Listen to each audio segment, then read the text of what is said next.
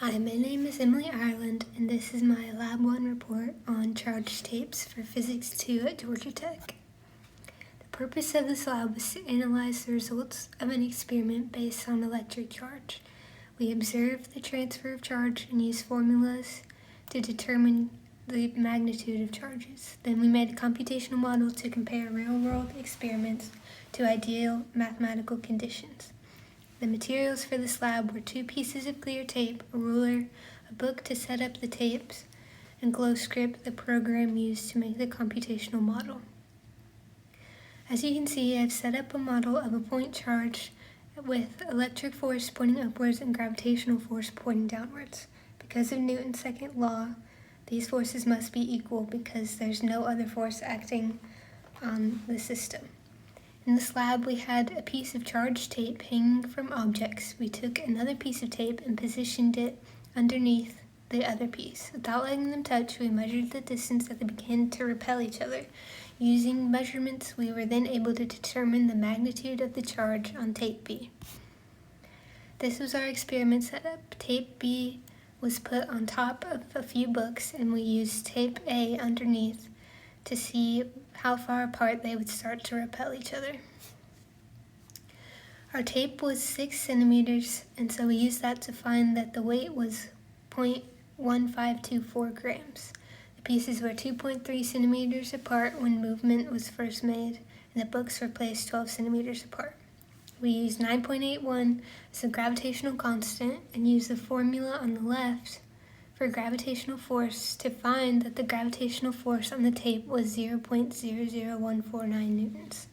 Using Newton's second law, we know that gravitational force is equal to electrical force for this experiment. So then we were able to set those equal to each other and solve for the charge on the tape, which we found was 9.36 times 10 to the negative 9. By dividing the charge by the charge of electrons, which is 1.6 times 10 to the negative 19, we were able to calculate the number of excess electrons as 5.85 times 10 to the 10th.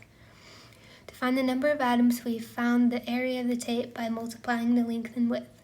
Then we multiplied this by 1 times 10 to the negative 10 squared, and found that there are 3.048 times 10 to the negative 17 atoms. To find the ratio, we divided the number of electrons by the number of atoms. And to get these calculations, we assumed that the charges for both pieces of tape were the same.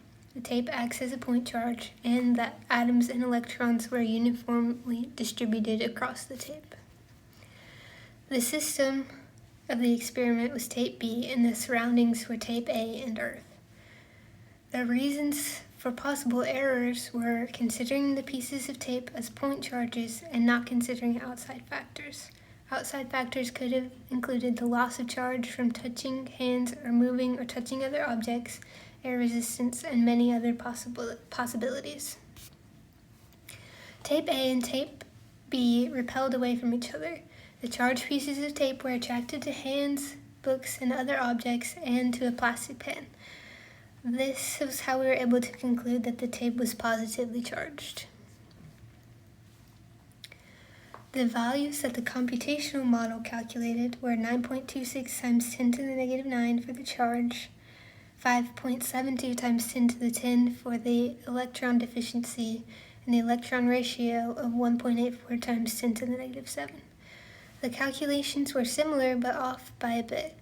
This is probably due to human error or errors previously discussed. As you can see, I used the same formulas to calculate on the computational model as I did for the real-world experiment.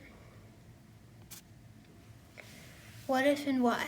If electrons had positive charge and protons had negative charge, what would change about the observations? This situation would not change the observations because the pieces of tape would still have the same charge and still repel each other. Opposites would still attract and like charges would still repel. Why is it important to handle the charged tapes as little as possible?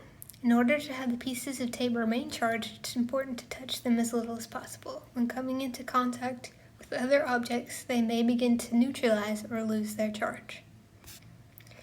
In conclusion, the tape was used to model the electrical force of point charges.